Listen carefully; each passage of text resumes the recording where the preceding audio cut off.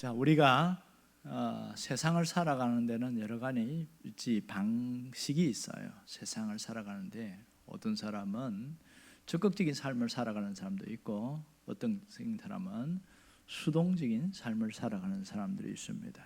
여러 가지 삶의 방식이 있는데 어떤 사람은 인맥을 넓히는 것에 가장 집중을 하는 사람이 있는가 하면 어떤 사람은 자기 실력을 높이는 것에 집중을 하는 사람이 있습니다. 사실은 어떻게 살든지 저마다 치열한 삶을 살아가는 것은 사실입니다. 우리가 먹고 사는 것도 만만치 않은데 믿음 생활하는 것은 또 하나의 우리가 새롭게 생존 방식의 또 한 부분을 할 수 있겠죠. 여러분, 세상을 살아가는 사람은 생존을 위해 치열하게 살아갑니다. 그런데 신앙인들에게는 하나가 더 있는데 거기에다가 믿음 생활이라는 또 생존 방식을 하나 더 해야 된다는 것 때문에 믿지 않는 사람보다 다른 점은 바로 이겁니다. 사실은 나처럼 어려운 환경 속에 있는 사람이 또 꼭 믿음까지 이렇게 살아가야 되나 그런 고민을 하는 분들이 있습니다. 그래서 대부분 생존을 위해 살다 보면 믿음으로 살아가는 것에 소외되어지고 약화되는 게 많습니다. 그래서 우리는 오늘 다니엘 1장을 통해서 그리스도인들이 어떻게 이 치열한 삶 속에서 믿음으로 살 것인가를 우리가 보여주고 있는 것이죠.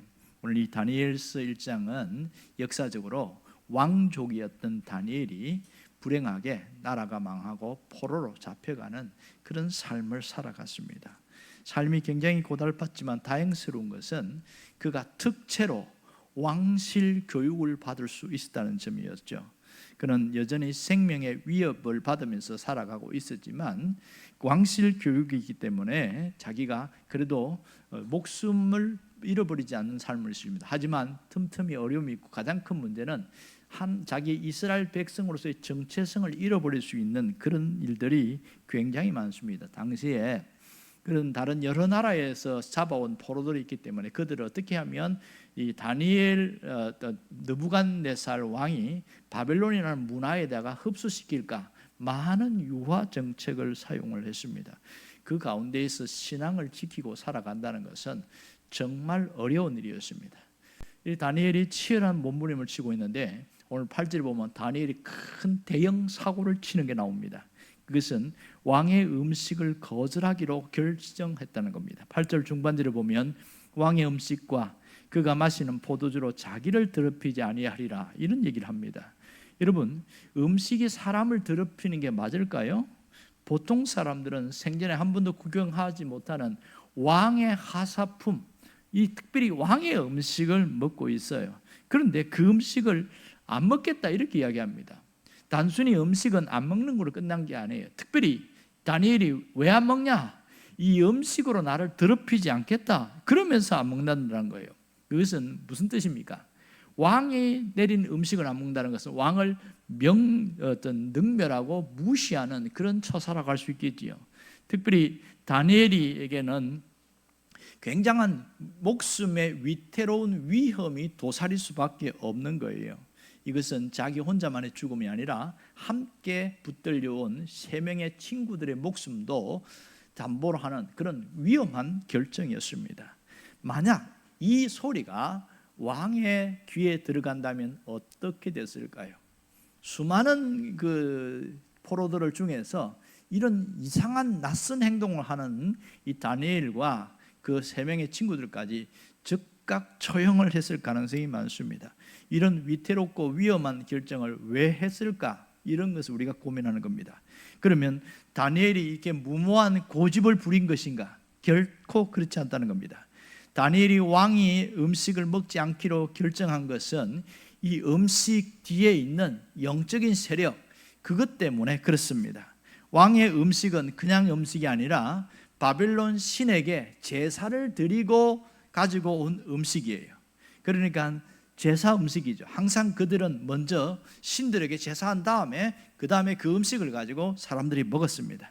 그러다 보니 유대 청년들에게 그 제사 음식을 먹도록 해서 그들 갖고 있는 신앙을 굴복시키려는 의도가 굉장히 강했습니다. 그걸 알기에 다니엘이 나는 안 먹겠다 이런 얘기합니다. 그래서 다니엘이 8절에 뭐라고 그러냐면 뜻을 정하여 이런 표현을 쓰고 있습니다. 이 다니엘이 먼저 신앙적 결단을 했다는 것이죠. 뜻을 정했다는 것은 내가 이 생명에 위협이 올지라도 내가 안 먹겠다 이렇게 하니까 심각한 문제가 생겨요. 누구냐면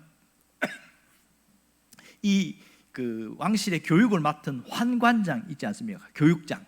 이들이 그럼 내 목숨도 위태롭다 이러는 거예요. 그럴 때 다니엘이 뭐라고 하냐면 신앙적 대결을 요구했습니다.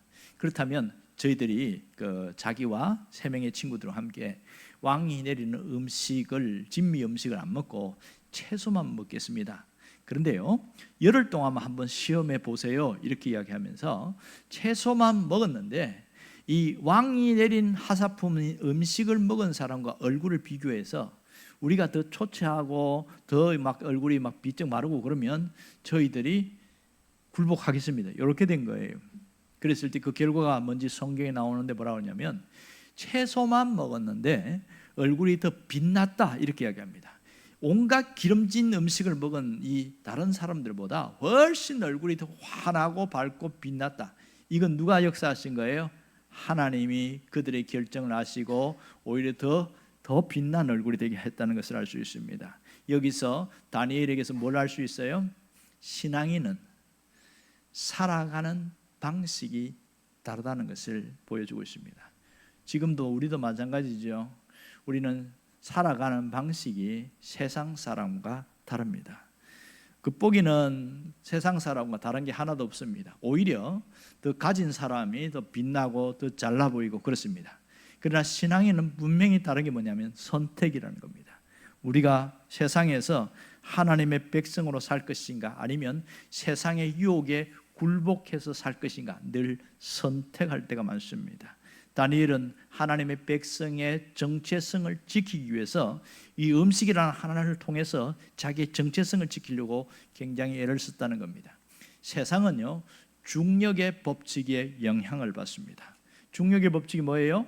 모든 물체는 땅으로 떨어진다. 이게 중력의 법칙이죠.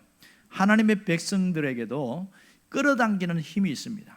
이 죄가 우리를 끌어당기고 우리를 타락하게 만들고 우리를 하나님을 떠나게 만들고 절망하게 만드는 이 신앙 안에도 중력의 법칙이 영향을 주고 있습니다. 그래서 우리가 정말 신앙적으로 살기를 원하지만 눈에 보이지 않는 영적인 중력의 법칙이 우리를 끌어당겨서 자꾸만 세속으로 세상으로 죄의 길로 가게 만들더라는 겁니다. 죄의 힘이 얼마나 강력한지, 마귀의 힘이 얼마나 강력한지 우리가 막 버틸다 보면 어떤 때는 쑥 끌려갈 때가 굉장히 많습니다. 그렇다고 모두가 끌려가는 건 아닙니다. 이 중력의 법칙을 거스르는 또 하나의 법칙이 있는데 그게 뭐냐? 유체역학의 법칙입니다. 유체역학의 법칙이 있습니다. 그거는 신앙인들은 중력의 법칙보다 유체역학의 법칙으로 사는 자입니다. 비행기를 보면 덩치가 굉장히 큽니다. 자동차보다 훨씬 큰데 그런데 하늘을 날아가요. 어떻게 하늘을 날아갑니까? 공기의 흐름을 타고 그것을 저항을 이기면서 쫙 올라가는 겁니다. 유체역학의 법칙이라는 게 바로 이런 거예요. 분명히 무게가 중력의 법칙을 이겨내고 그런 이겨내는데 신앙인에게 유체역학의 법칙은 뭐냐? 하나님을 의지하는 삶입니다. 이것이 유체역학의 법칙입니다. 굉장히 단순한 것 같지만 그것이 우리가 이 중력의 법칙을 거스르고 이길 수 있는 힘이 된다는 것이죠. 여러분, 강력한 엔진을 가진 비행기가 하늘을 날아가는 것처럼 이 하나님을 의지하는 그 믿음 안에서 우리에게는 신앙의 강력한 엔진이 생기게 되니까 오히려 이기는 삶을 살게 되어지는 겁니다. 세상 사람들은 자기가 노력하고 열심히 해야 잘 됩니다. 하지만 신앙인은 내 노력으로 사는 자가 아닙니다. 우리는 하나님의 능력으로 살아가는 자입니다. 하나님의 은혜로 살아가는 자예요. 하나님의 능력을 붙들고 살아가는 자입니다. 이게 유체역학의 법칙을 갖고 사는 자입니다. 그러다 보니까 중력의 법칙에 짓눌린 자는 죄 속에서 파묻혀 살지만 유체역학의 법칙으로 살아가는 사람들은 그걸 능히 뛰어넘고 하는데 그렇게 힘들어하지 않고 잘 가는 거예요. 그것이 보이지 않는 하나님을 의지하는 삶이기 때문에 그렇습니다. 우리가 오늘 결단할 것은 작은 유혹, 이 유혹 앞에서 믿음의 결단이 필요하다는 것을 말합니다.